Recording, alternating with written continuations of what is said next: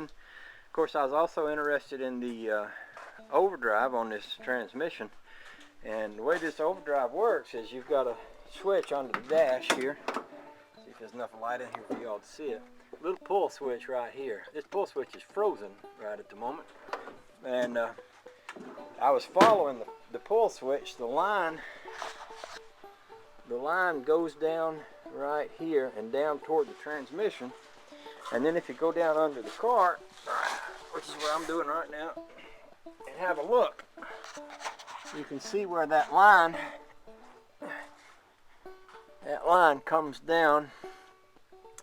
It's right up in there above the shifter linkage, and then it comes to the back of the transmission right there, and it attaches.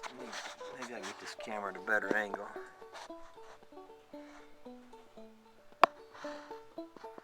It attaches to this lever right here. So, as I understand it, when this lever is moved and you let off the gas, this solenoid here clicks this into gear. And up on the firewall, we're going to go back up on the firewall again. This is the sound of an old man crawling out from under a car. There's a regulator.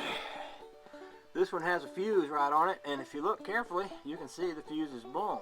So there's a couple things going on with this. One is I need to get this linkage freed up. Two is that obviously there's a blown fuse in there. Replace the fuse, get the linkage freed up, get it where it works that handle back and forth freely, and then get this thing out on the road and see if that overdrive unit kicks in okay. So that's just things I'm looking at here. You know, it's one of those days where I don't know. I needed to spend some time in the house doing some a few various and sundry things in there, and it's a rainy day. It's a good day to do that. You know, for example, 63 Impala put up dozens and dozens of videos the other day, and I just hadn't had time to watch them all. So he told me I ought to take a day off work and just watch his videos, but now that it's a rainy day, today might be a good day to watch all 63 Impala's videos, try to catch up, you know. So I thought I might do that. I might sell a few things on eBay and such as that. But you know, sometimes when you've got something like this, you just can't wait to get out here and play with it. And I'm having a lot of fun playing with it. The more I look at it, the more I'm thinking this might turn into I might wind up taking this thing completely apart. I'm looking at stuff like this. There's a good bit of rust up over this windshield. There's no way you're ever going to fix that without taking the windshield out. And of course, if you're going to take the windshield out, might as well pull the fenders off, might as well pull the doors off. You know, if I got the fenders off, it'd be good to fix this rusty spot. And I'm looking at up under the hood here. There's some rust right up under the edge of that hood, and I was thinking, yeah, I can get that off and fix that. This hood fits a little sideways because this piece right here is supposed to come down and rest on it's supposed to be like a rubber. There's a little rubber thing here, and there's supposed to be one right here. And then there's this little stop that's supposed to come down and hit, I don't know where it hits. I think it hits right here.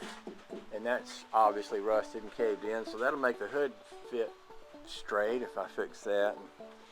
It'd almost be a joy just to pull the fenders off, pull the hood off, clean up that firewall, pull the motor out, repaint the frame, go through the front end, pull the doors off,